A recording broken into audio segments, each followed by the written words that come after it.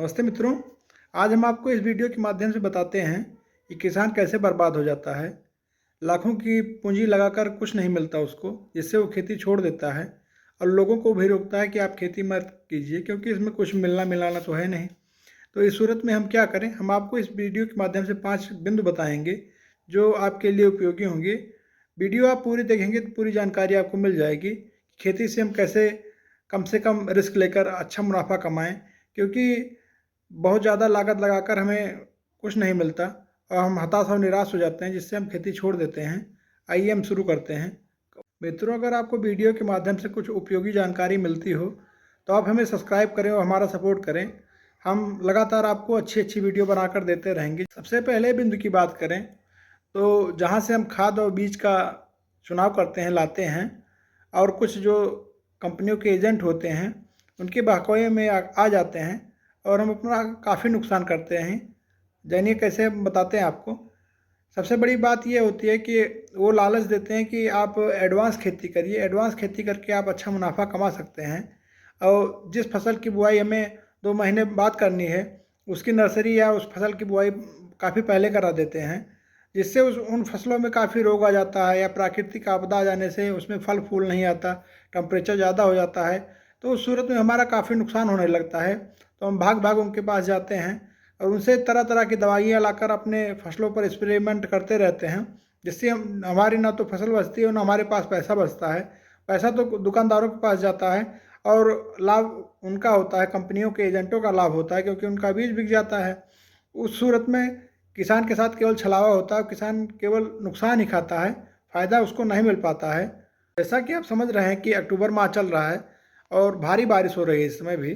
तो जिन किसानों ने अगेती फसल की बुआई की है या अपने खेतों में लगाया है, बहुत ज़्यादा इन्वेस्ट किया है पैसों का उसमें, क्योंकि खेतों में बहुत ज़्यादा पैसा लगता है और विशेषकर सब्जी वर्गीय फसलों में।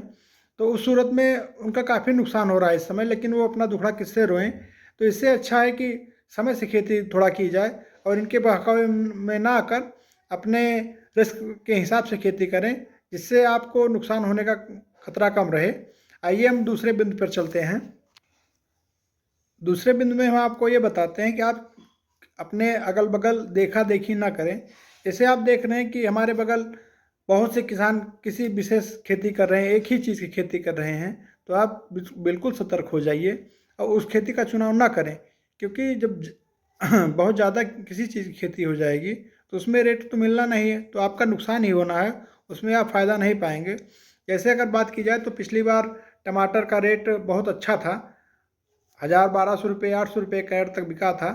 तो हम अपने अगर इधर की बात करें, क्षेत्र की बात करें, तो हमारे क्षेत्र में इस समय काफ़ी ज़्यादा नर्सरियाँ पड़ रही हैं, बहुत ज़्यादा किसान लगा रहे हैं, क्योंकि उनको पता है कि पिछली बार 1,20,000 रुपये गाड़ी लद रहा था टमाटर। एक गाड़ी 1 लाख रुपये 1,20,000 रुपये में जा रही थी।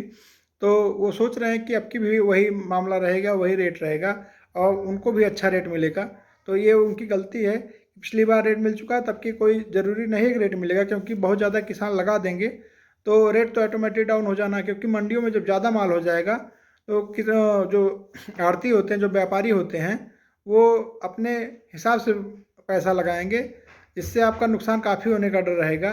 तो ऐसा भी थोड़ा सतर्क रहें, आप अपने क्षेत्र के हिसाब से आप देखिए कि किस फसल की बहुत ज़्यादा बुआई या लगवाई हो रही है, उस फसल से आप थोड़ा दूर रहें, आप दूसरी फसल का चुनाव करें, जिससे आपका मुनाफा होने का चांस अधिक रहेगा।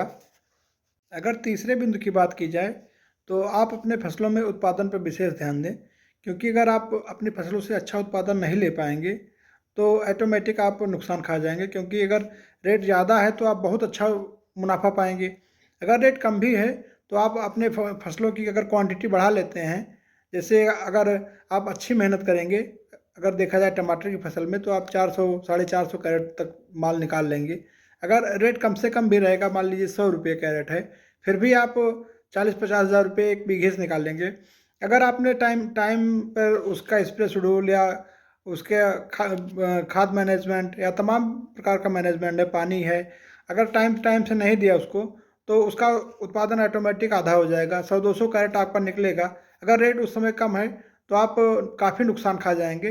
इसके लिए आपको ये बात ज़रूर समझना है कि आप उत्पादन पर मेन फोकस करें और अगर आप फसल लगाते हैं तो उसमें मेहनत करें, मेहनत के साथ आप उसकी टाइमिंग पर विशेष ध्यान दें कि कौन सी फसल में खाद, पानी, बीज क्या कैसे डालना है। मित्रों, खेती आसान काम नहीं है।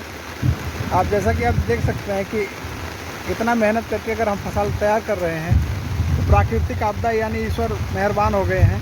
पूरी फसल में हमारे पानी पानी भरा है, जबकि लागत इतनी लगती है इतना सोचा नहीं जा सकता है। तो इसके लिए हमें अपने खेत की निगरानी हमेशा करनी चाहिए कि कैसे हम क्या करें। बरसात का सीज़न है, रिस्क वाला काम तो है ही है। अगर चौथे बिंदु की बात की जाए तो समय की बहुत बड़ी भूमिका होती है। आप चाहे जिस भी फसल का चुनाव करें, टाइमिंग का विशेष ध्यान दें कि किस समय पे हमें फसल लगानी है, किस समय पे हमें उत्पादन लेना है उससे। उसी हिसाब से उसका बुआई करें या अपने खेत में लगाएं, क्योंकि अगर बेसमय पे आप खेती करेंगे तो काफ़ी नुकसान होने का डर रहेगा। फल फूल नहीं आएंगे, उत्पादन नहीं होगा, उसमें तमाम बीमारियां लगेंगी, इससे आपको काफ़ी नुकसान होगा।